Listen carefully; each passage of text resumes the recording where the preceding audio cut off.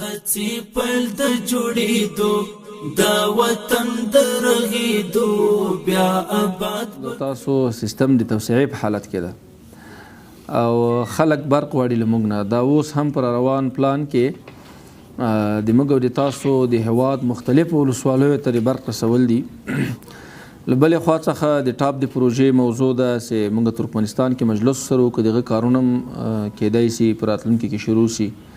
500 کیلو ولټه لاین چې له دغه څخه را روان ده، له ترکمنستان څخه عملاً کار روان ده.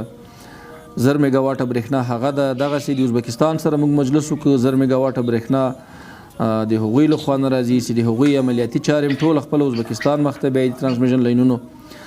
نو دا 3000 میگا واټه برق له موږ څخه جذب غواړي. دغه جذب په یوه ورځ 2 ورځو د یوه کال د یوې هفتې کار نه ده.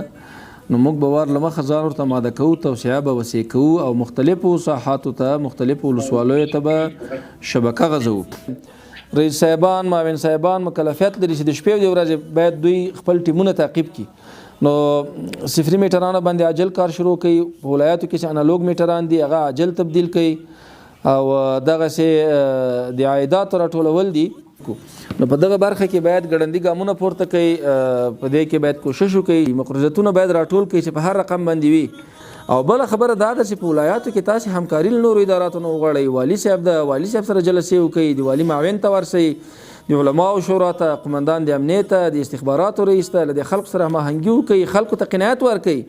زه خپل ولایتي سفرونه شروع کوم چې هرې حوزې ته اول لاړم.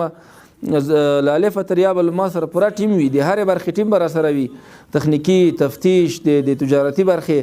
زه بیا ټول اسنادونه هم ګورم، د تاسې کارګر هم ګورم او کارونه هم ګورم، ساحې ته هم وځم، په ساحه کې هم ښه پلټنه کوم، له تجارتي نه ونیسه تر صنعتي پورې، له صنعتي نه ونیسه تر رهایشي پورې، د دولتي اداراتو په هکله باندې هم ځالته خبره کوم.